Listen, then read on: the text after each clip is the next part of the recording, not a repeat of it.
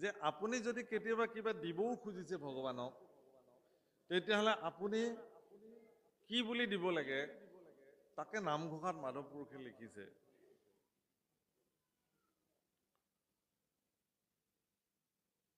যে হে ভগৱান মোৰ যেহেতু তোমাক দিবলৈ একোৱে সামৰ্থ্য নাই গতিকে মই নিজকে তোমাৰ ওচৰত বিক্ৰী কৰিব খুজিছো নাম ধন দিয়া মোৰে কিনা বনমালী দাস পাই নোলোৱা কমন ঠাকুৰালী মোক তুমি নাম ধন দিয়া তোমাৰ যি নাম ধনে জগত তৰাব পাৰে সেই নাম ধন দি মোক তুমি উদ্ধাৰ কৰা আৰু মোক তুমি লৈ লোৱা চিৰদিনৰ কাৰণে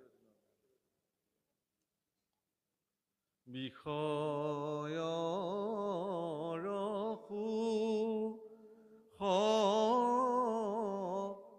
শুকৰ কহু পাইয়াৰে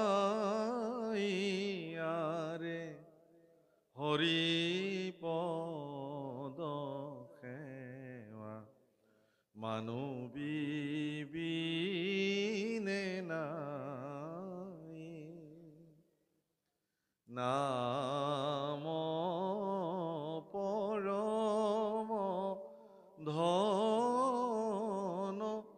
চিন্তহু মন ভাইয়াৰে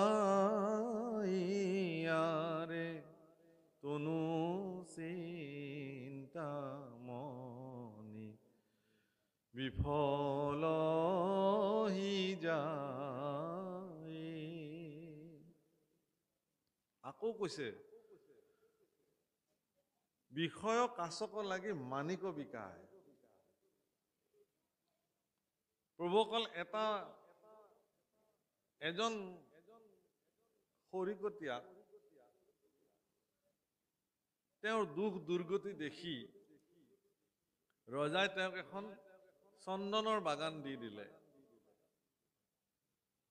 আৰু তেওঁ কি কৰিলে গোটেই গাল গছ কাটি ডেইলি খৰি ফালি খৰি বিক্ৰী কৰি শেষ কৰি দিলে কাৰণ তেওঁৰ কাৰণে সেইটোৱে মূল্য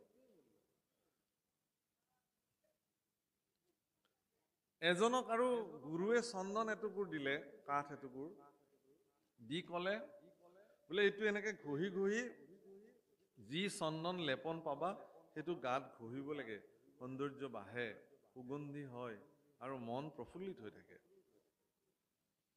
তেওঁ কেইদিনমান ঘঁহিলে ঘঁহি খুব ঘঁহি শিলত ঘঁহি ল'লে তাৰপিছত তেওঁৰ বিৰক্তি লাগিল বোলে এইটোনো কিমান ঘঁহি থাকিম সেইকাৰণে কাঠ টুকুৰা পুৰি পেলাই ছাই বনাই বোলে গাত ঘঁহি থাকিলে একেই কথা বোলে এইটো ঘঁহি গুড়া কৰাতকৈ জ্বলাই পেলাই যেতিয়া ছাই হৈ গ'ল আকৌ পানীত সানি পেলাই মুখে গায়ে সানি লৈ আছে কি হ'ব মানে ভাগৱততে লিখিছে এই উদাহৰণ যে মলয়া চন্দনো কোনোবাই পুৰি পেলাই ছাই ঘঁহে তাৰ ব্যৱহাৰটো নাজানে গতিকে আপোনাৰ জীৱনত গুৰু প্ৰদত্ত যি নাম সেই নামক বহুতে বিষয় সুখৰ কাৰণে ব্যৱহাৰ কৰে আৰু বহুতে এই নামক তেওঁলোকৰ জীৱনৰ পৰম অমূল্য সম্পদ হিচাপে গ্ৰহণ কৰে সেইকাৰণে কৈছে হে ৰাম পৰীক্ষিত নৃপে পাছে পুচন্ত সুকত চন্দ্ৰ সূৰ্য বংশৰ কহিলা কথা যত ৰাম পাছে নাৰায়ণে যদু বংশে অৱতৰি কহিউক কেন কৰ্ম কৰিল হৰি ৰাম মহাজ্ঞানী গণে যাক গাৱে বিশ্ৰাম সংসাৰৰ ঔষধ কৰ্ণৰয় ভিৰাম ৰাম হেন কৃষ্ণ কথা নুশুনিব কোনৰে ও একে মহাপাপী আত্মঘাতকী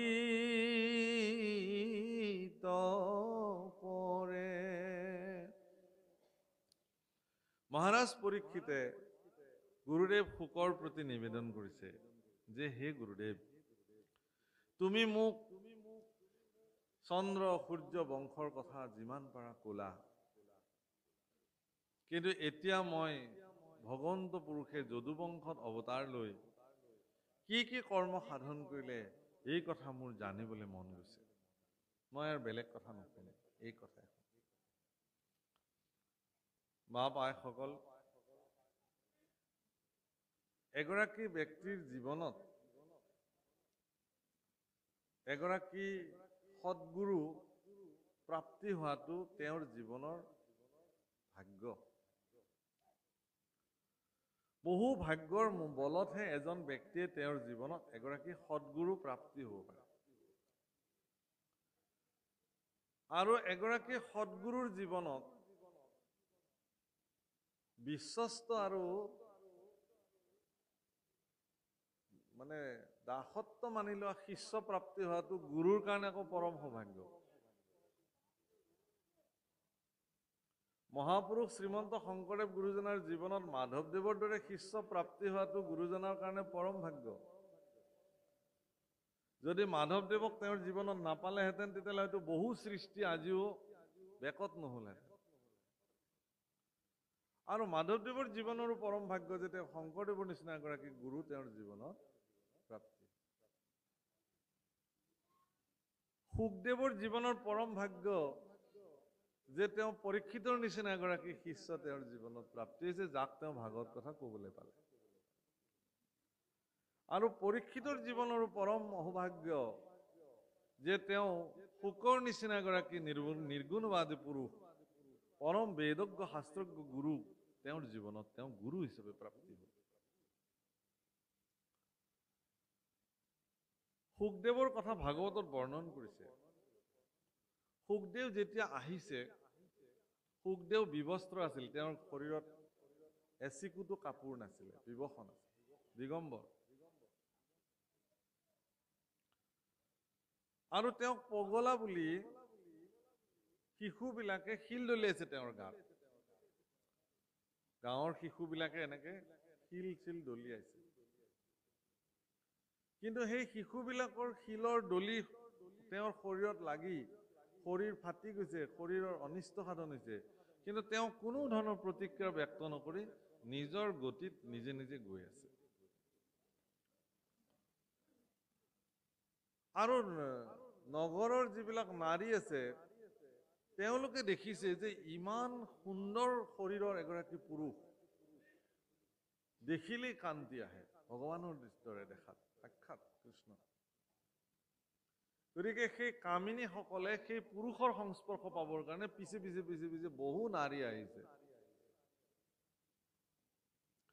কিন্তু আহি আহি আহি শুকদেৱ যেতিয়া সেই ভৰা ব্ৰহ্মসভাত, ঋষিসকলৰ সভাত য'ত পৰীক্ষিত বহি আছে, সেই স্থানত যেতিয়া জাজ্জল্যমান অৱস্থাত শুকদেৱ আহি উপস্থিত হৈছে, শুকদেৱৰ শৰীৰৰ পৰা ওলোৱা সূৰ্যসম ৰশ্মি, বিশেষ প্ৰকাশ, জ্যোতিমান আৰু শুকদেৱৰ যি পাণ্ডিত্যৰ প্ৰকাশ, তাকে দেখি শৌনক আদি ঋষিসকলে সকলোবিলাক নিজৰ স্থানৰ পৰা থিয় হৈছে আৰু শংখ ঘণ্টা ভেৰী বজাই শুকদেৱৰ জয় জয়কাৰ কৰিছে। তাৰপিছত সকলোৱে তেওঁক দণ্ডৱত প্ৰণিপাত নিবেদন কৰিছে। তেতিয়াই শিশুবিলাকে ভাবিছে যে এইজন পগলা নহয়, আৰু নাৰীবিলাকেও ভাবিছে যে আমি ভবাৰ নিচিনা এইজন এজন তেনেকুৱা পুৰুষ নহয়, এইজন এগৰাকী সিদ্ধ পুৰুষ, সাধক পুৰুষ।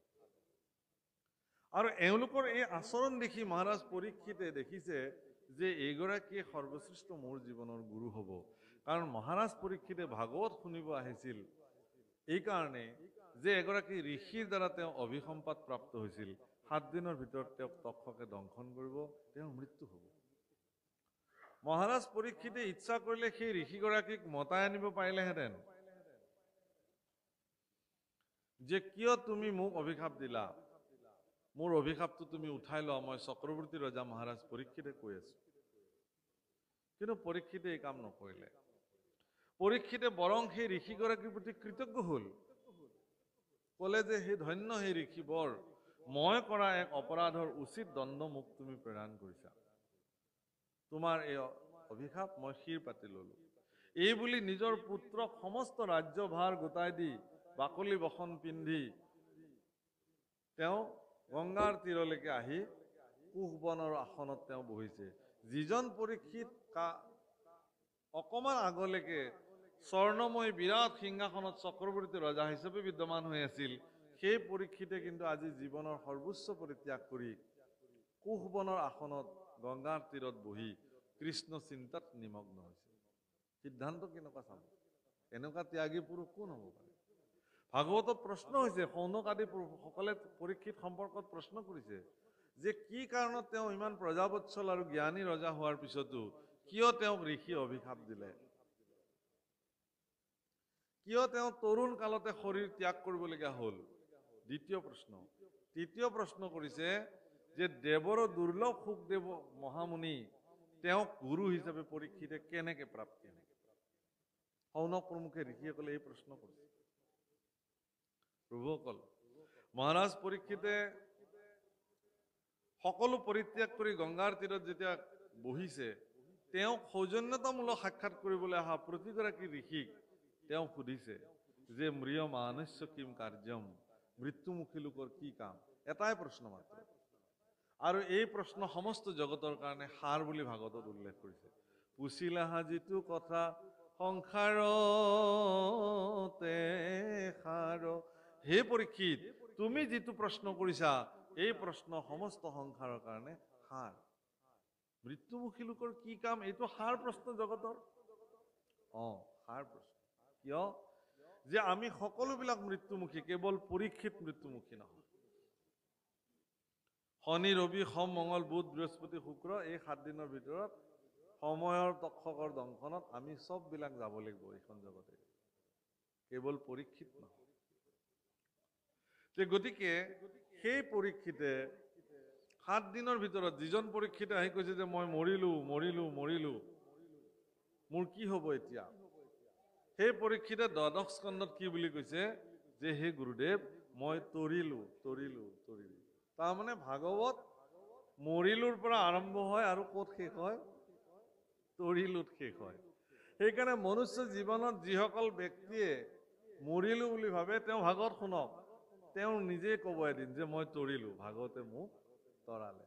অৰ্থাৎ মানৱ জীৱনৰ শ্ৰেষ্ঠ তৰণী যাৰ নাম ভাগৱত, বৰিষ্ঠম সৰ্বশাস্ত্ৰাণম, সমস্ত শাস্ত্ৰৰ ভিতৰতে ই সৰ্বশ্ৰেষ্ঠ শাস্ত্ৰ।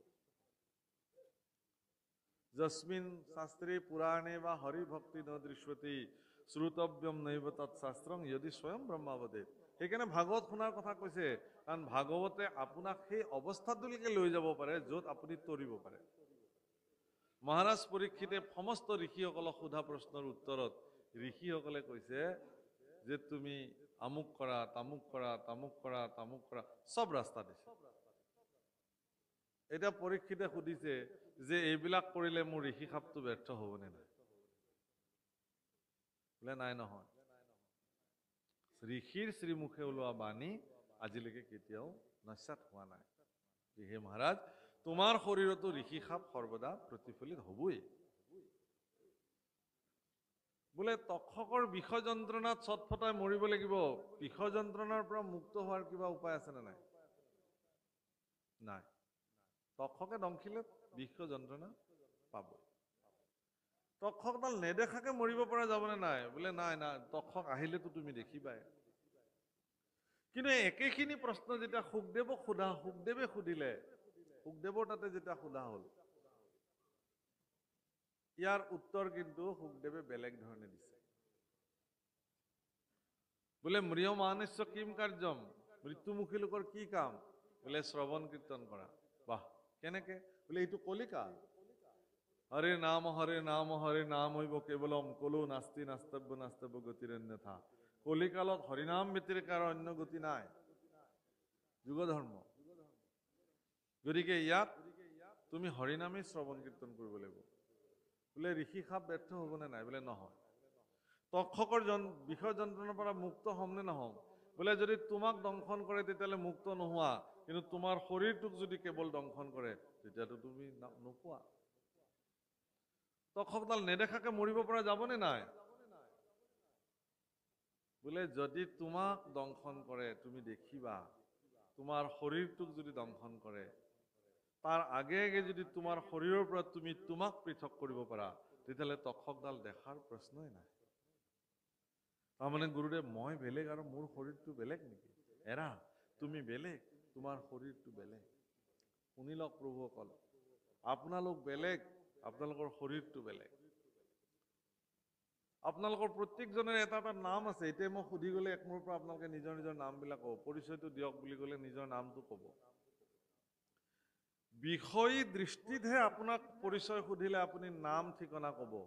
কিন্তু যদি আধ্যাত্মিক দৃষ্টিৰে কোনোবাই আপোনাক পৰিচয় সোধে, তেতিয়াহ'লে এটাই নাম হ'ব চবৰে, সেইটো হ'ল মোৰ নাম আত্মা। চবৰে, হৰি, যদু, মধু, জগদীশ সকলোৰে নাম এটাই, সেইটো হ'ল আত্মা। তাৰমানে কি, এই শৰীৰটো অবস্তু, কিন্তু ইয়াৰ ভিতৰত থকা যিটো আত্মা শক্তি সেইটো বস্তু। কিন্তু জাগতিক জগতৰ মায়াৰ এনেকুৱা প্ৰচণ্ড প্ৰভাৱ যে সেই প্ৰভাৱৰ ফলত এই বস্তুটোক ঢাকি অবস্তুটোকে বস্তু বুলি দেখুওৱা হৈছে। এইটোকে মায়া বুলি কয়। অবস্তুক দেখাও অন্ত বস্তুক আবৰি, এহিতো মোহৰ মায়া জানানি এইটোৱে মোৰ মায়া, ভগৱানে কৈছে। আজি আমি আচলতে ভগৱানক এইকাৰণে একান্ত চিত্তে বুজিব পৰা নাই যে আমি অবস্তুটোকে বস্তু বুলি ভাবি আছো আৰু বস্তুটোকে আমি অবস্তু বুলি ভাবি আছো। আমি কেৱল শৰীৰৰ সুখ সমৃদ্ধিৰ কাৰণে লাগি আছো, আত্মাৰ সুখ সমৃদ্ধিৰ কাৰণে আজিলৈকে ভবাই নাই। কেৱল শৰীৰৰ সাধনৰ নিমিত্তে আমিবিলাকে যি কৰিব লাগে তাকে কৰিবৰ কাৰণে বাধ্য হৈ আছো, কিন্তু আত্মাৰো যে কৰিব লগা কিবা এটা আছে, আত্মতুষ্টিৰ কাৰণে যে কিবা এটা কৰিবলগীয়া আছে, সেইটো আমি নাভাবো। ভালকে কোনোবাই খোৱালে বা আত্মতুষ্টি হৈ গ'ল, প্ৰভুসকল সেয়া আত্মতুষ্টি হোৱা নাই, সেয়া আপোনাৰ ইন্দ্ৰিয় তুষ্টি হৈছে, শৰীৰ তুষ্টি হৈছে, মনৰ তুষ্টি হৈছে, আত্মৰ তুষ্টি হয়। আত্মতুষ্টি আজি হৈ আছে আপোনালোকৰ। কৃষ্ণ কথা যিমানে শুনিছে সিমানে আত্মতুষ্টি হৈছে আজি। বঢ়িয়া। কাৰণ মই কোন ভিতৰত যে বহি আছো, তেওঁৰ অস্তিত্বক তেওঁ অন্বেষণত সৰ্বদা লাগি আছে, আপোনাৰ ভিতৰত ঘুমাই আছে। একোৰা প্ৰচণ্ড জুই, তাক ঢাকি ৰখা হৈছে। যিদিনাখন সি উন্মুক্ত হৈ যাব, সিদিনাখন সকলো দহি শেষ কৰি দিব। হে বাপসকল, আপোনাৰ অস্তিত্ব ইমান ধুনীয়া যে আপোনাতকে সুন্দৰ জীৱন বহুতে ধৰিব পৰা নাই।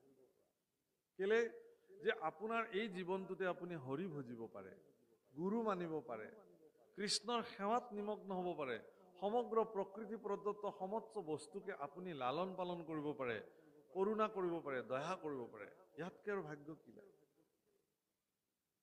সেইকাৰণে গুৰুদেৱ শুকে পৰীক্ষিতক কৈছে যে প্ৰথম স্কন্ধৰ পৰা দ্বাদশ পৰ্যন্তে কহিলা ৰাজাত মহামুনীন্দ্ৰ মহন্তে তেওঁ কৈছে, আৰু তেওঁ শুনিছে। যেই ভাগৱত কথা শুকদেৱে ক'বলৈ প্ৰাৰম্ভ কৰিব আৰু হেন সময়তে ইন্দ্ৰাদি দেৱতাসকলে কুম্ভত অমৃত লৈ পেলাই সেই স্থানত উপস্থিত হৈছে। গুৰুদেৱ প্ৰণাম।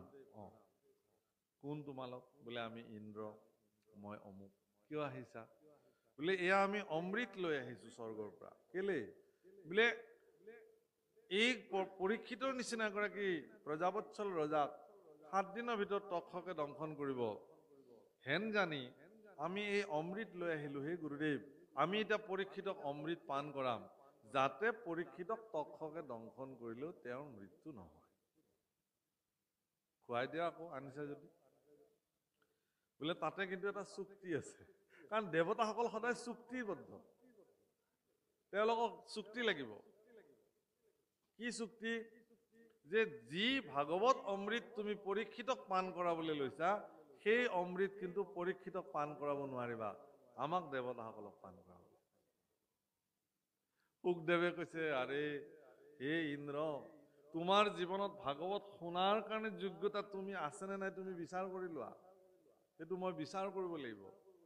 কিন্তু মোৰ সন্মুখত যিজন বহিছে তেওঁ ভাগৱত শুনাৰ পাত্ৰ, যোগ্যতা আছে, সেইকাৰণে মই তেওঁকে কম, তোমালোকৰ অমৃত দিলেও দিবা, নিদিলেও নাই, যি কৰা তাকে কৰা, মই ভাগৱত অমৃত কেৱল পৰীক্ষিতকে দিম। প্ৰভুসকল, পৰীক্ষিত ভাগৱত শুনাৰ যোগ্য প্ৰাপ্ত, ভাগৱতত লিখিছে, নামঘোষাটো মানুহপুৰুষে লিখিছে, তোমাতো কহিব সেহি শাস্ত্ৰ, তুমি আকৌ শুনি বাৰ পাত্ৰ, মহাপুৰুষৰ সেৱক তুমি সম্প্ৰতি।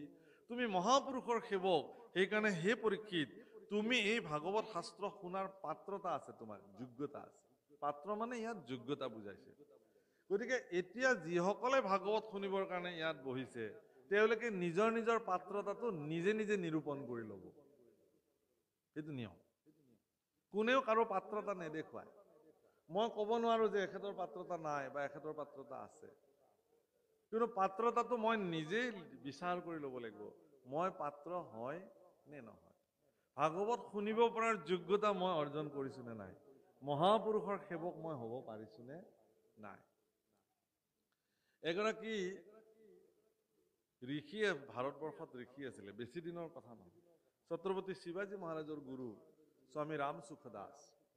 স্বামী ৰাম সুখদাসে এদিন ভিক্ষা কৰিবলৈ এগৰাকী মানুহৰ ঘৰলৈ আহিলে। ভূ ভৱতী ভিক্ষাং দেহি এনেকে ক'লে। এগৰাকী মহিলাই ততাতয়াকৈ ওলাই আহি দেখিলে যে পৰম প্ৰসিদ্ধ ঋষি স্বামী ৰাম সুখদাসজী আহিছে। আসন ভাষণ দি বহিব দিলে, পাদ্য অৰ্ঘ্যে পূজা কৰিলে। গুৰুদেৱ, কি সেৱা কৰিব পাৰো? বোলে মোৰ ভোক লাগিছে, মোক কিবা খাবলৈ দিয়া। তেওঁ সুন্দৰ অন্ন ব্যঞ্জন লৈ আহিলে আৰু তেওঁ কমণ্ডলুটো আগবঢ়াই দিলে। কমণ্ডলুটোৰ ওপৰত থকা যিটো পাত্ৰ বাতি, তাতে যিখিনি ধৰে সেইখিনিয়ে তেওঁ এদিনত খায়। 3 ঘৰ মানুহৰ তাতে যাব, 3 ঘৰ মানুহ তাতে যদি ভিক্ষা নাপায় সিদিনাখন নাখায়। ইমান সংযমী পুৰুষ। আইগৰাকীয়ে দিয়া অন্নখিনি তেওঁ কমণ্ডলু পাত্ৰটোত লৈ পৰম তৃপ্তিৰে ভোজন কৰিলে। মহিলাগৰাকীয়ে ক'লে যে হে স্বামী, হে মহাৰাজ, তুমি আহিছা যেতিয়া অলপমান কৃষ্ণ কথা এই অভাজনক কৈ যোৱা। বোলে আজি নকওঁ, কেতিয়াবা আহিলে কম। গুচি গ'ল। বহুদিনৰ পিছত আকৌ এদিন আহিলে, ভূ ভৱতী ভিক্ষাং দেহি। মাত শুনাৰ লগে লগে তেওঁ বুজি পালে যে স্বামীজী আহিছে। তেওঁ তৎক্ষণাত ওলাই আহিলে, আসন মুখন দিলে, পাদ্য অৰ্ঘ্যে পূজা কৰিলে, গন্ধে ধূপে সাদৰিলে।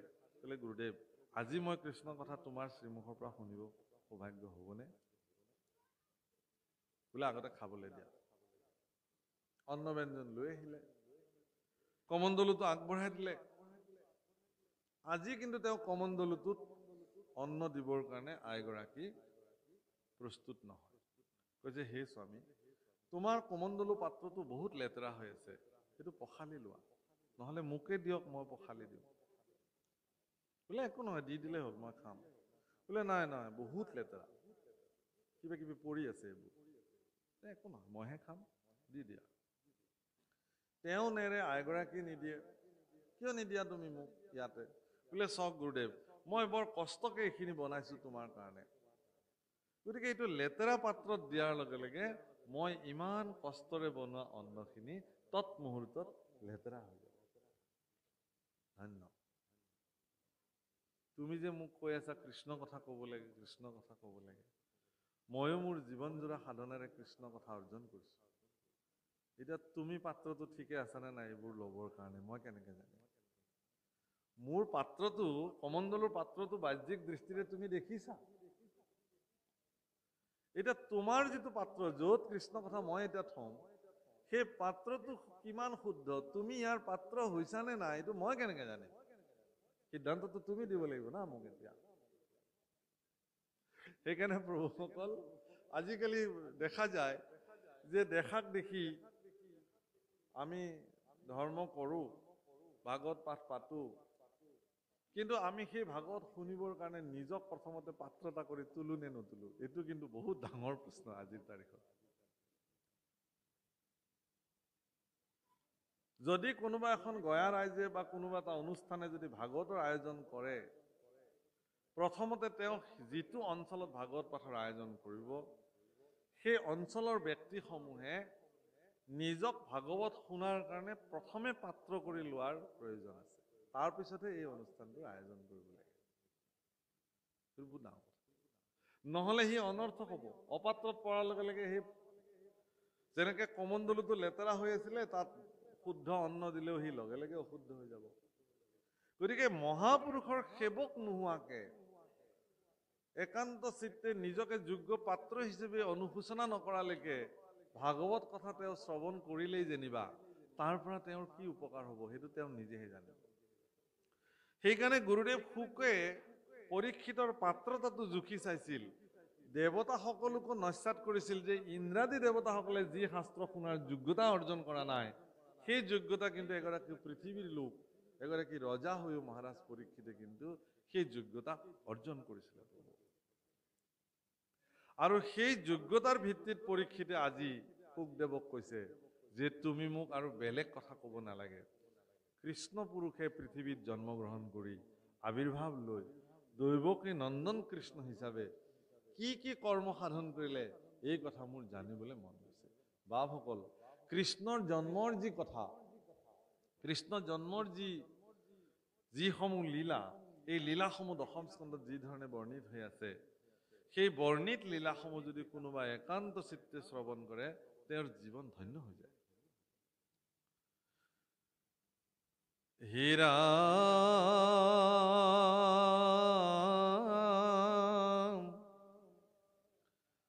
সংসাৰাম হেন কৃষ্ণ কথা নুশুনিব কোনো নৰে, একে মহা পাপী আত্মঘাতকীত পৰে।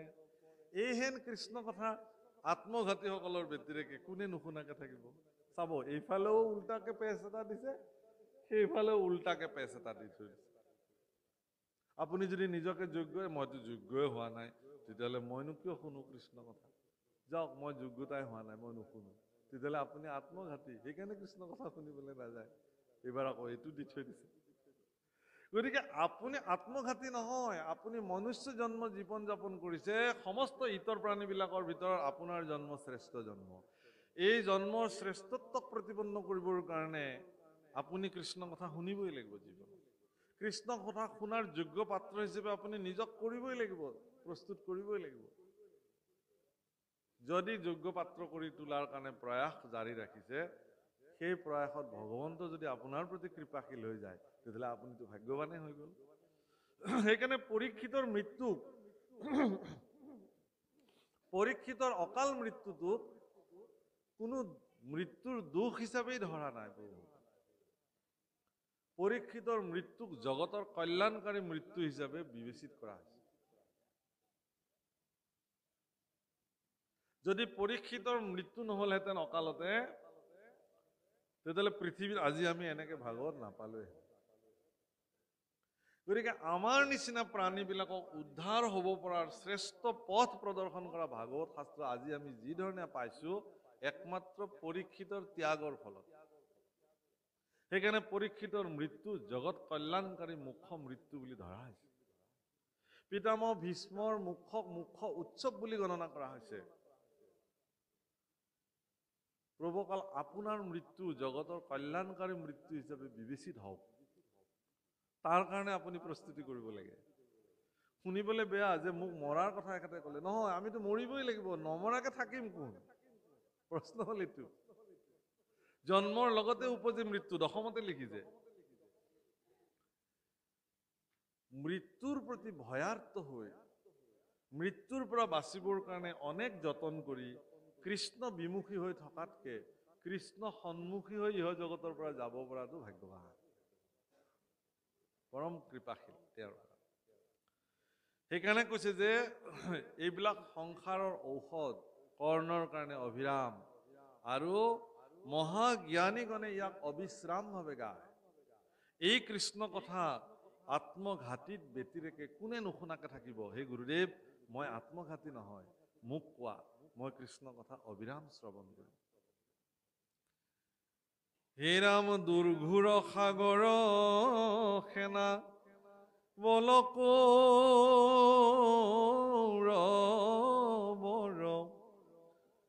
দ্ৰোণ ভীষ্ম কৰ্ণ তাতে কুম্ভীৰ মগৰ, ৰাম মোৰ পিতামহ বৰ্গে কৃষ্ণ নৌকা পাই, লীলায়ে তৰিলা তাক গুখোজ পৰাই।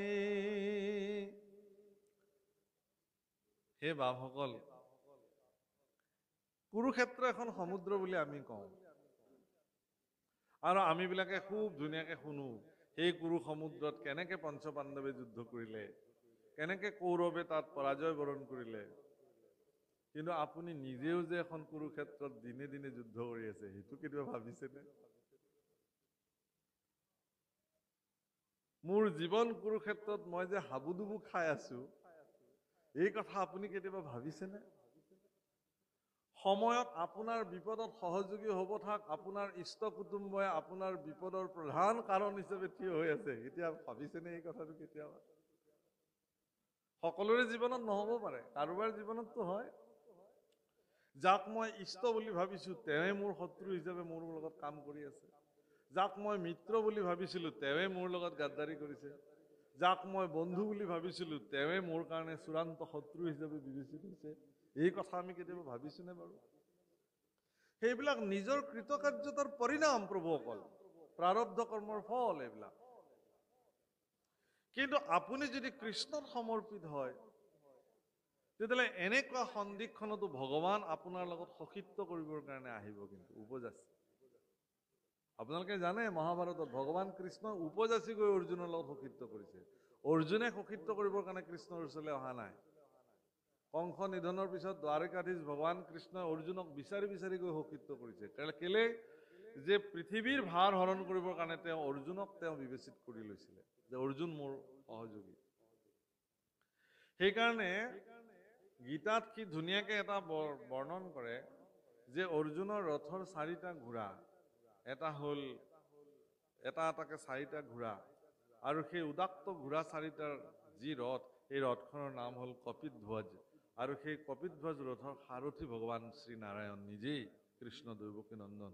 আৰু মহাৰথী হিচাপে সেই ৰথত বিদ্যমান হৈ আছে কুন্তী নন্দন গান্ধীৱধাৰী অৰ্জুন। বাপসকল, এই শৰীৰটোৱে সেইখন ৰথ, আৰু এই ৰথখনৰ চালক 4টা ঘোঁৰা, মন, বুদ্ধি, চিত্ত আৰু অহংকাৰ। ই ইমান বেগৱন্ত যে ই ক'ত ক'ত যে মোক লৌৰাই লৈ ফুৰাই তাৰ কোনো হিচাপ নাই। ক্ষিপ্ৰ গতিত, বায়ুৰ বেগতকৈও বেছি, শব্দৰ বেগতকৈও অধিক বলৱন্ত। মোৰ জ্ঞান অৰ্জুনে যদিও এইখন ৰথত বহি আছে, তেওঁ কোনো ধৰণৰ সুবিধাই পোৱা নাই তেওঁক নিয়ন্ত্ৰণ কৰিবৰ কাৰণে। কিন্তু অৰ্জুন জ্ঞানাৰ্জুনে গোটেই কেইটা মনক নাকি লগাই এডাল বাগজৰি কৰি সমস্ত জগতৰ নিয়ন্তা পালনকৰ্তা ভগৱান কৃষ্ণৰ হাতত জৰিডাল দি ক'লে যে হে প্ৰভু, আজিৰ পৰা এই ৰথখন তুমি যেনেকে চলাবা তেনেকে চলিব। তুমি যেনেকে নিৰ্দেশনা কৰিবা মই এই ধৰণেহে জগতত চলিম। এই বুলি যদি আপুনি আপোনাৰ শৰীৰ ৰথখন ভগৱানৰ চৰণত নিবেদন কৰি দিব পাৰে, তেতিয়াহ'লে সিদিনাখনৰ পৰা আপুনি মুক্ত। আপোনাৰ শৰীৰৰ চিন্তা ভগৱানে কৰিব। গীতাৰ এইটো মূল তাৎপৰ্য। আৰু সেইজনৰ কাৰণে শ্ৰী বিজয় নিশ্চিত। সেইকাৰণে যত্ৰ যোগেশ্বৰঃ কৃষ্ণ যত্ৰ পাৰ্থ ধনুৰ্ধৰ তত্ৰ শ্ৰী বিজয়। সঞ্জয়ে কৈ থৈ দিছে। পিতামহ ভীষ্ম প্ৰমুখে সকলোৱে এই কথা জানে যে অৰ্জুনৰে জয় হ'ব, যুধিষ্ঠিৰৰে জয় হ'ব। এটোপাল ৰক্তও পাত নকৰাকে যুধিষ্ঠিৰে যুদ্ধ বিজয় সাব্যস্ত কৰিছিল যুদ্ধৰ প্ৰাৰম্ভণিতে। এই কথা আমি চবেই জানো। আমাৰ ল'ৰা ছোৱালীবিলাকক এই আদৰ্শ আমি শিকাব লাগে। তেতিয়ালৈকে যুদ্ধ আৰম্ভই হোৱা নাই। যুধিষ্ঠিৰে অস্ত্ৰ শস্ত্ৰ থৈ কৌৰৱৰ পক্ষে খালী হাতেৰে খোজকাঢ়ি গ'ল, হাতযোৰ কৰি পেলাই। আৰু দুৰ্যোধনে দূৰৰ পৰা দেখি ক'লে, খুব আত্মহাস্য কৰিলে। ক'লে হা, গম পালেনে যুধিষ্ঠিৰে এতিয়া? মোৰ এই প্ৰচণ্ড সেনা বাহিনী দেখি যুধিষ্ঠিৰে হাৰ মানিলে। এয়া খালী হাতেৰে হাতযোৰ কৰি মোৰ ওচৰলৈকে আহি আছে। আহি মোৰ চৰণত পৰি যাব, ক'ব যে হে দুৰ্যোধন, মই যুদ্ধ নকৰো, মই এতিয়াই বশ্যতা স্বীকাৰ কৰিলো।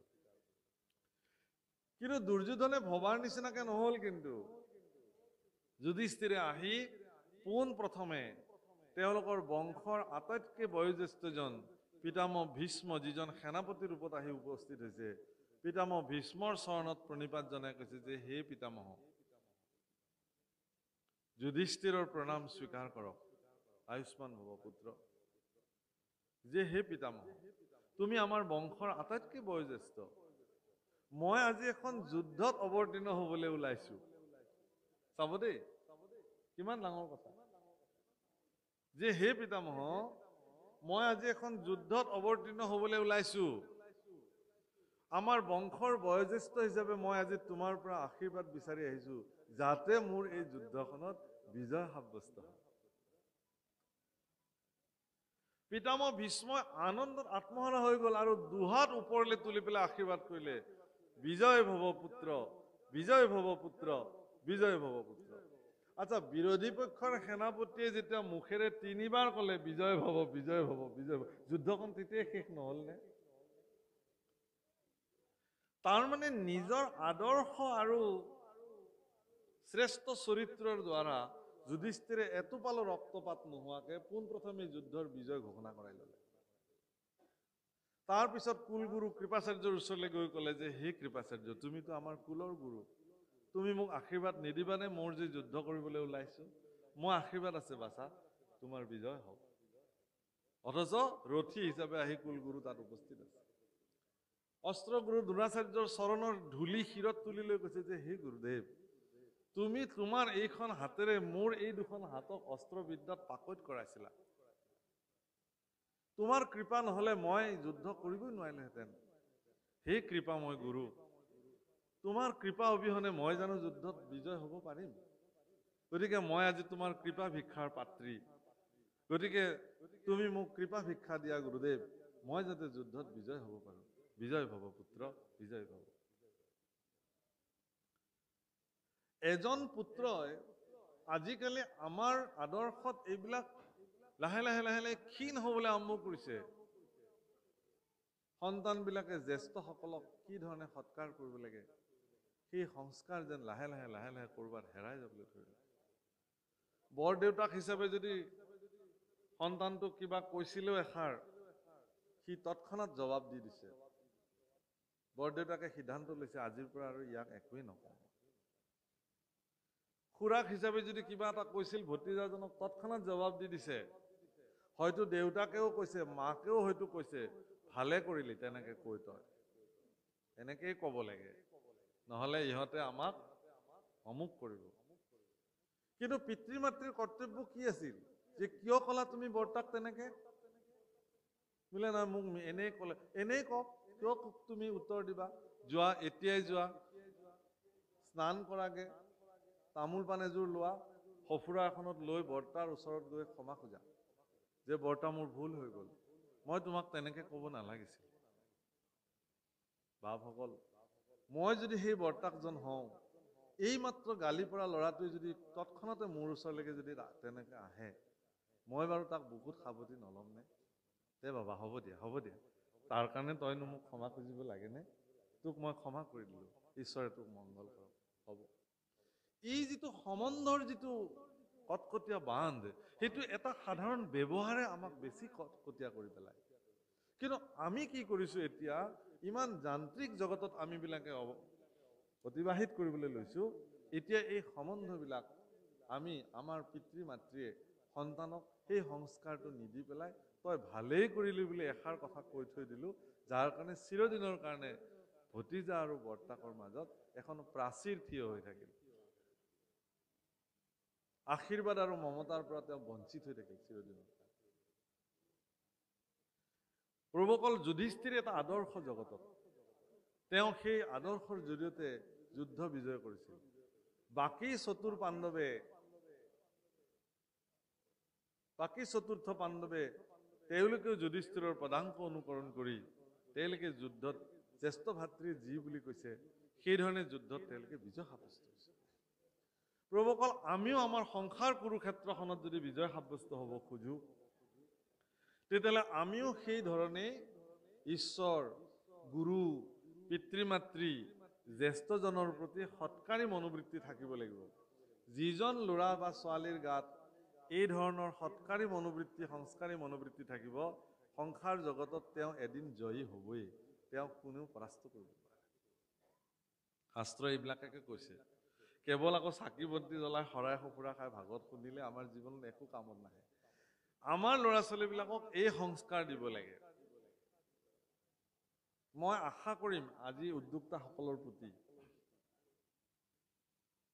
যে আমাৰ ভাগৱত পাঠবিলাকত আমি যেনেকে জেগা ৰাখোঁ যে আইসকল ইফালে বহিব বাপসকল ইফালে বহিব মোৰ মনলৈ আজি এটা নতুন ধাৰণা আহিছে এই ধাৰণাটো মই আজি প্ৰকাশ কৰোঁ আমাৰ উদ্যোক্তাসকলে ধৰক এই নামঘৰটোতে এইফালে এটা জেগা বোলে এইখিনি জেগা নৱপ্ৰজন্মৰ কাৰণে বুলি সংৰক্ষিত কৰিব লাগে তাত কোনো বহিব নালাগে চাওঁ গাঁওখনৰ কিমান ডেকা ল'ৰা ছোৱালী আহি সেই জেগাটো পূৰ্ণ কৰে উদ্যোক্তাসকলে যেতিয়া ইয়াত কোন বহিব বোলে ইয়াত আইসকল বহিব ইয়াত গুৰুস্থানীয় ব্যক্তিসকল বহিব ইয়াত আমন্ত্ৰিত ভকতসকল বহিব আৰু এইখিনি জেগা সংৰক্ষণ কৰিছোঁ আমাৰ গাঁৱৰ উঠি অহা ল'ৰা ছোৱালীসকলৰ কাৰণে তেওঁলোক বহিব ইয়াত লিখি থৈ দিব লাগে পাৰিলে তাত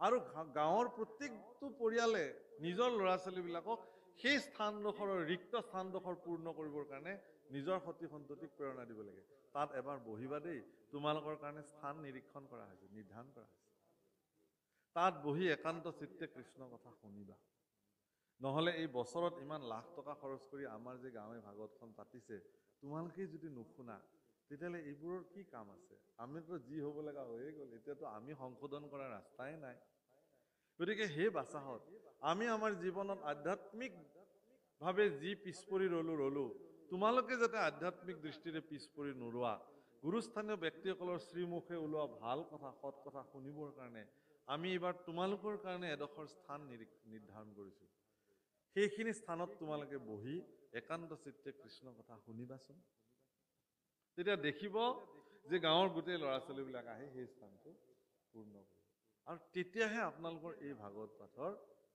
সফল হ'ব অন্যথা নহয় গতিকে মই সেইকাৰণে ভাগৱতত বহি পেলাই মোৰ চকুকেইটাই পিটকে চাই থাকোঁ মই বাৰে বাৰে যে চাই আছোঁ সেইটোকে চাই আছোঁ এইখন গাঁৱৰ ডেকা ল'ৰা ছোৱালী আহি ইয়াত বহিছেনে নাই টিনেজৰ ল'ৰা ছোৱালী আহি ইয়াত বহিছেনে নাই যেতিয়া দেখোঁ যে বহা নাই তেতিয়া মই ভাবোঁ যে আচলতে মই ইয়ালৈ এনেই আহিলোঁ কাৰণ আপোনালোকতো মোৰ পিতৃস্থানীয় ব্যক্তি মোৰ মাতৃস্থানীয় ব্যক্তি আপোনালোকক ভাগৱত পাঠ শুনাব অহাটো মোৰ আচলতে ধৃষ্টতা মই কেনেকৈ শুনাম আপোনালোকক মোৰ এই যোগ্যতা আছে জানো কাৰণ বয়সৰ অভিজ্ঞতাৰে আপোনালোক মোতকৈ বহুত ওপৰত 40ৰ দেওনা পাৰহে কৰিছোঁ মাত্ৰ মই আপোনালোকে কিন্তু বহুত আগবাঢ়িছে বয়সৰ অভিজ্ঞতা মোতকৈ আপোনালোকৰ বেছি গতিকে মোতকৈ কনিষ্ঠজন যদি আহি ইয়াত বহে তেতিয়াহ'লে তেওঁলোকলৈ মোৰ উপদেশটো দিবলৈ উজু হয় সেইকাৰণে মোৰ এইটো বিনম্ৰ নিবেদন অহাবাৰ ইয়ালৈ হয়তো মোক নামাতিবও পাৰিব বেলেগ কথা কিন্তু মই যাতে এই খবৰটো পাওঁ যে এইবাৰ আমাৰ গাঁৱত হোৱা ভাগৱত পাঠত প্ৰভু ঈশ্বৰে কৈ যোৱা কথাটোক মান্যতা দি আমি নৱপ্ৰজন্মৰ কাৰণে স্থান ব্যৱস্থা কৰিছিলোঁ আমি ঘৰে ঘৰে এৱাৰনেছ কৰিছিলোঁ সচেষ্ট কৰিছিলোঁ প্ৰত্যেকজন অভিভাৱকে নিজে নেতৃত্ব লৈ আহি নিজৰ ল'ৰাটোক বহুৱাই থ'ব তুমি ইয়াতে বহা কৃষ্ণ কথা যি পাৰা তাকে শুনা বুজি পালেও পাবা নাপালেও নাই মুঠতে শুনা মই ভাবোঁ আপোনালোকৰ ভাল লাগিছেনে প্ৰস্তাৱটো হা যদি কিবা দোষাদোষ হৈছে মৰিখন নকৰিব ভাল লাগিলে কৰিব আৰু এই বাৰ্তাটো যিহেতু আমাৰ চেনেলবিলাক বহিয়ে আছে চেনেলৰ মাধ্যমেৰে যাবই বাৰ্তাটো গতিকে সকলোৱে ইয়াক কৰিবৰ কাৰণে হয়তো প্ৰয়াস কৰিব মই আজিৰ পৰা প্ৰত্যেকটো ভাগৱত পাঠতে মই এই নিবেদন সকলো উদ্যোক্তাসকলৰ প্ৰতি কৰিম আৰু যিয়ে নহওক প্ৰভুসকল মই কিন্তু অনুষ্ঠান লাহে লাহে চমুৱাম আপোনালোকে মই অলপ আজি শাৰীৰিকভাৱে অলপমান হেৰি হৈ আছোঁ তথাপিও আপোনালোকৰ দৰাচলতে আপোনালোকৰ ভাগৱত শ্ৰৱণ কৰাৰ যিটো আগ্ৰহ সেইটোৱে মোক প্ৰেৰণা দিছে কাৰণেহে বহি আছোঁ হীৰা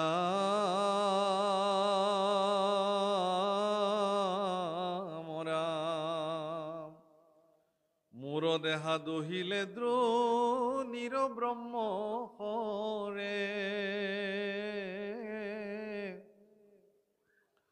ৰাখিলা মাধৱে পখী গৰ্ভৰ ভিতৰে হেন ইষ্ট দেৱ মোৰ প্ৰভু দামোদৰ কহিও শুনিব তান চৰিত্ৰ বিস্তৰ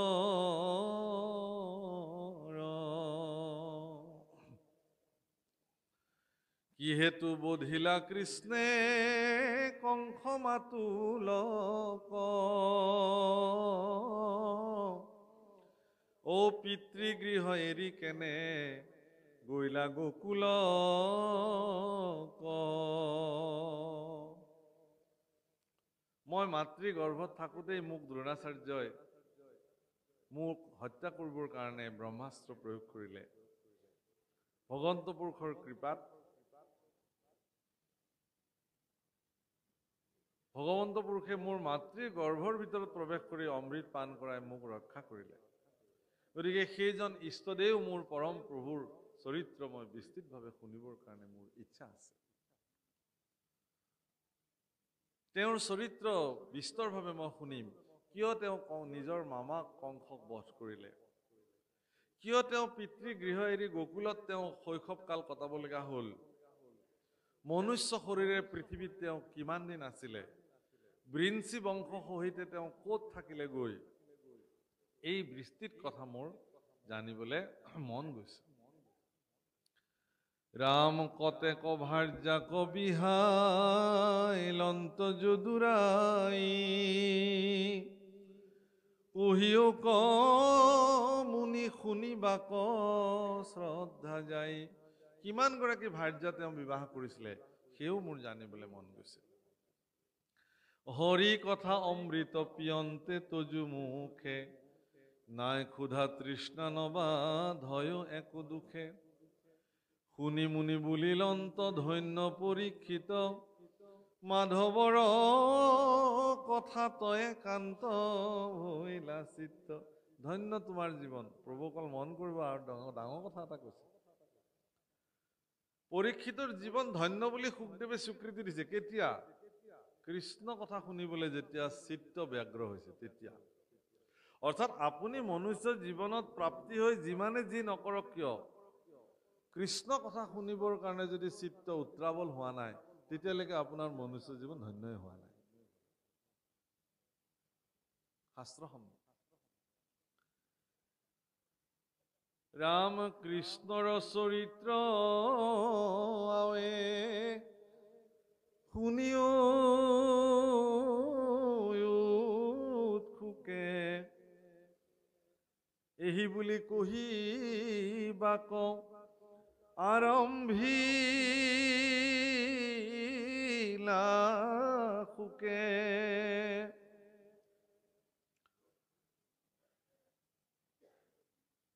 হে ৰাম উপজিলা ৰাজা হুয়া দৈত্যয় সংখ্যাত বলৰ দৰ্পত কৰে সন্তক বিঘাত ৰাম তাৰ ভাৰ সহিবে নপাৰিব সুন্ধৰি ব্ৰহ্মাত শৰণ লৈলা ধেনুৰূপ ধৰি ৰাম তনু ভৈলা ক্ষীণ পিৰিলে কগুৰু ভাৰে তিনটি আছে মুখ আতি লুতক ধাৰে বসুমতীয়ে যেতিয়া দেখিলে যে কংসাদি দৈত্যসকলৰ প্ৰাদুৰ্ভাৱ বাঢ়িছে তেওঁ ধেনু ৰূপ ধৰি গাই ৰূপ ধৰি ব্ৰহ্মাৰ ওচৰত গৈ শৰণাপন্ন হ'ল যে হে সৃষ্টিকৰ্তা মোৰ বুকুত এতিয়া দুষ্ট দৈত্যসকলৰ প্ৰাদুৰ্ভাৱ। প্ৰভুসকল, পৃথিৱী আমাৰ মাতৃ। মাতৃ যেতিয়া অতিষ্ঠ হৈ যায়, জানিব যে সন্তানৰ দুষ্কাৰ্য বহুত বাঢ়িছে। বসুমতী যেনেকুৱা সহনশীলৰ প্ৰতীক, আমাৰ নিজৰ নিজৰ মাতৃবিলাকো তেনেকুৱা সহনশীলৰ প্ৰতীক। তাৰ মাজতে যদি কোনোবা মাতৃ অসহনশীল, তেতিয়াহ'লে সেইটো দুৰ্ভাগ্যজনক, সেইটো বেলেগ, সেইটো হিচাপত নপৰে। মই নাই বুলি নকওঁ, অসহনশীল মাতৃও পৃথিৱীত আছে। কিন্তু মাতৃ বুলি ক'লেই তেওঁ সহনশীলতাৰ প্ৰতীক। মাতৃ বুলি ক'লে তেওঁ মমতাৰ পৰাকাষ্ঠা। মাতৃ বুলি ক'লেই তেওঁ দয়াৰ মূৰ্তমান প্ৰতীক। মাতৃ বুলি ক'লেই তেওঁৰ বাৎসল্য প্ৰেমেৰে বিধৌত এগৰাকী নাৰী। সেই মমতাময়ী মাতৃৰ আচলত যিবিলাক সন্তান ডাঙৰ হৈছে, তেওঁলোক বৰ ভাগ্যৱান। কিন্তু যিবিলাক সন্তান জন্মৰ পিছতে মাতৃৰ বিয়োগ হয়, সেই সন্তানবিলাক সেইকাৰণে গোটেই জীৱন দুখী হৈ থাকে যে আমি মাতৃৰ মমতাৰ আচল নাপালো। গতিকে মাতৃৰ মমতাৰ আচলখন যিসকল সন্তানৰ প্ৰাপ্তি হয়, সেইটো বহুত ডাঙৰ কথা। নিজৰ শৰীৰৰ আহাৰ এটা সন্তানক মাতৃয়ে যেতিয়া আচল ঢাকি পেলাই খুৱায়, তাৰ পিছত যি ধৰণে লুন্দি ঘুন্দি সেই সন্তানটোক মাতৃয়ে যি ধৰণে মৰম কৰে, চুম্বন কৰে, এনেকুৱা স্বৰ্গীয় অনুভূতি আৰু পৃথিৱীত সেই ব্যক্তিয়ে পৃথিৱীত কেতিয়াও কতোৱেই নাপায়। পাব জানো? কোনোবাই পায় যদি নাজানো, মোৰ দৃষ্টিত নাপায়। মাতৃৰ মমতাময় হাতৰ স্পৰ্শত যিবিলাক সন্তান সংস্কাৰিত হয়, সেই সন্তানে পৃথিৱীত কেতিয়াও বেয়া কাম কৰিব নোৱাৰে। কিন্তু সেই সন্তানে যেতিয়া পিতৃ মাতৃ বৃদ্ধ হয়, যেতিয়া অৱজ্ঞা কৰে, অৱহেলা কৰে, বৃদ্ধাশ্ৰমত থৈ আহে, গৈ ফুটপাথত এৰি দি থৈ আহে মনে মনে, ইয়াতকে আৰু দুৰ্ভাগ্যজনক কথা কি হ'ব পাৰে?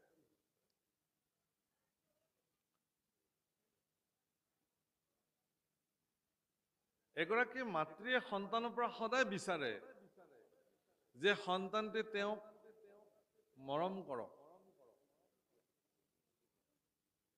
প্ৰভুসকল, যিখন হাতেৰে সৰু সৰু আঙুলিকেইটাত ধৰি দেউতাকে বাট বোলাবলৈ সন্তানটোক শিকায়,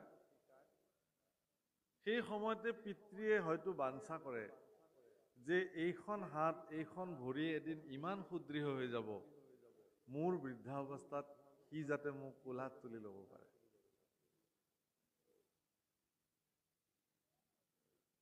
আৰু সঁচাকে যদি এগৰাকী বৃদ্ধ পিতৃক কোনোবা সন্তানে যদি তেনেকে তেওঁক যেনেকে কোচত তুলি লৈ দেউতাকে লালন পালন কৰিছিল, তেনেকে যদি আদৰ কৰে, তেতিয়াহ'লে সেই পিতৃৰ জীৱন ধন্য হৈ গ'ল। তেওঁ যে মোক আৰু একো নালাগে, মই হৈ গ'লো, মোৰ সফল জীৱন। যি মাতৃয়ে সন্তানক যি ধৰণে মমতাৰ আচল ঢাকি মৰম কৰিছিল, সেই সন্তানে যদি বৃদ্ধ অৱস্থাত মাতৃক যদি সেই ধৰণে মমতাৰ আচলেৰে তেওঁলোকক ডাঙৰ কৰে, তেতিয়াহ'লে সেই মাতৃৰ জীৱনো ধন্য। সেইকাৰণে সন্তানৰ কৰ্মত যদি মাতৃ কেনেবাকৈ অতিষ্ঠ হৈ গ'ল, জানিব যে সি সীমা পাৰ কৰিছে। বসুমতী আজি অতিষ্ঠ হৈ গ'ল, ব্ৰহ্মাৰ ওচৰত গৈ গোচৰ দিছে, ধেনু ৰূপ ধৰি, আৰু দুচকু চকু পানীৰে বৈ যাব ধৰিলে। ৰাম পাছে ব্ৰহ্মাদেৱে দুখ দেখি পৃথিৱীৰ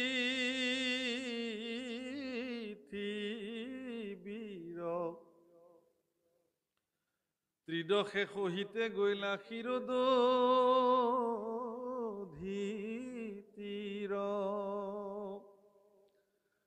হে ৰাম লাগিল হা মন্ত্ৰে মাধৱক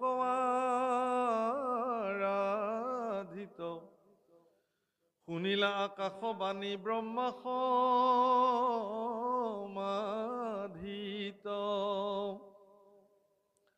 পাছে ত্ৰিদশক ব্ৰহ্মা বুলিলা বচন, বিষ্ণুৰ আদেশ শুনিয়ক দেৱগণ,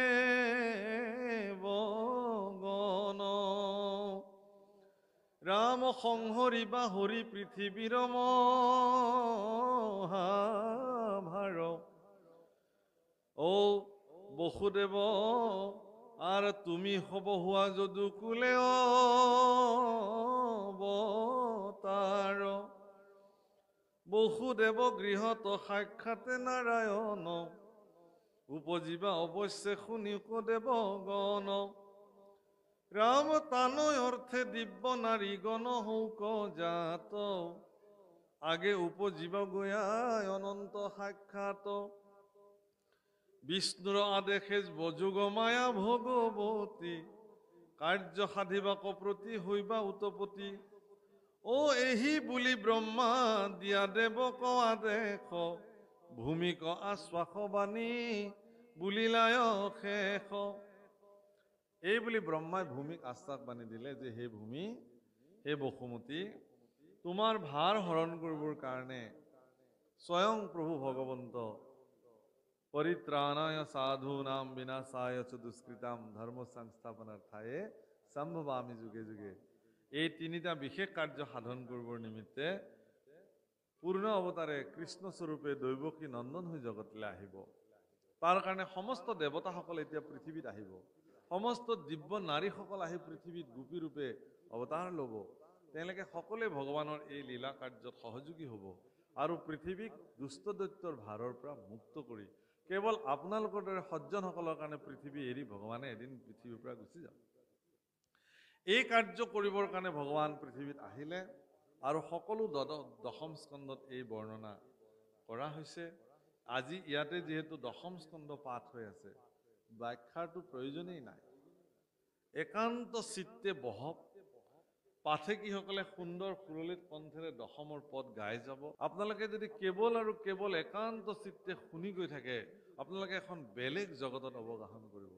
ভগৱানে ভক্তৰ কাৰণে কৰা লীলাসমূহত অৱগাহন কৰিলে আপোনাৰ জীৱন ধন্য হৈ যাব। গতিকে হে প্ৰভুসকল, মই মোৰ বাণী ইমানতে বিৰাম দিব খুজিলোঁ আৰু আপোনালোক সকলোৰ প্ৰতি পুনঃ পুনঃ সেৱা জনালোঁ। এই অধমৰ যদি কিবা ত্ৰুটি হৈছে, নকবলগীয়া কথা যদি শ্ৰীমুখে বাজ হৈছে, আপোনালোক মহাসজ্জন সমাসে ভূষণ মহন্ত, আপোনালোকে এই দাসক মাৰ্জনা কৰি দিব আৰু আপোনালোকৰ চৰণ তলতে সৰ্বদা আমাক ঠাই দি ৰাখিব। এইখিনি প্ৰাৰ্থনা নিবেদন কৰিলোঁ।